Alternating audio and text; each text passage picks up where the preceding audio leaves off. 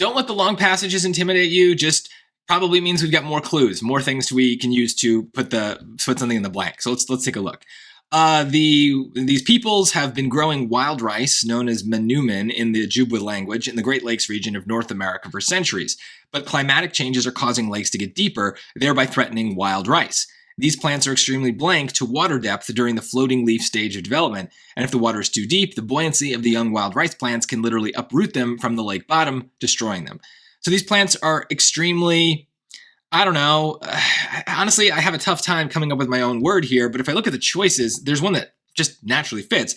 These plants are extremely sensitive to water depth, meaning that if the water depth changes a little bit, they're in some trouble, right? That's kind of what the whole thing is saying. So there was a long story here, but there wasn't really a place where they were just straight up repeating themselves like they do in lots of other passages. But we did have a lot of clues that the plants are sensitive to the water. They're describing how big of a problem it is for the water depth to be changing.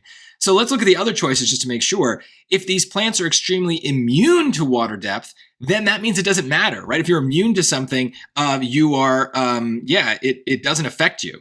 So it doesn't affect you. So, well, the whole point of this is that the water depth is affecting the white rice. So they are limited to water depth. Well, that just doesn't make sense. I get why someone might pick that for C, but it doesn't, they're not saying that they're limited. We would have to kind of say they were limited maybe by the water depth, meaning that if the water depth changes, maybe that limits whether or not they can grow. But this is unusual. But yeah, I would say the biggest problem with using choice C here is the word to. They're not limited. If they said like they were limited to a specific water depth, they were limited to 100 feet deep, right? Like then we could maybe deal with that, but it's just not there. So this is really a case where you'd only pick C if English is not your first language. Because for, I think, a native English speaker, that word just sounds really terrible in that spot, even though it does have shades of like hitting the main idea of the passage. Now receptive, this is interesting. Receptive almost means sensitive, but it's not quite there. And this gets to this idea of usage. Sometimes there are words in English that are, synonyms that have the same meaning in most cases, but maybe in certain ones they don't. I feel like this is a case where if English is not your first language, you might just look at sensitive and receptive and kind of be like, oh, that's the same thing. But if you are a native English speaker, I would hope that you've learned enough with those words, you've heard them enough in different situations that one of them just fits better.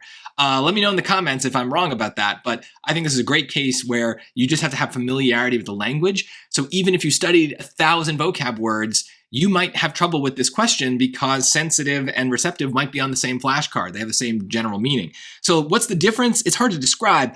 If I said that these plants are extremely receptive to water depth, that almost seems like they are like thinking about it and they are like open to it as an idea, right? So if I'm receptive to an idea, it means that I am willing to kind of entertain it and think about it and consider it. Maybe I don't accept it, but I'm willing to kind of receive the idea, receptive, right? That's where that's coming from.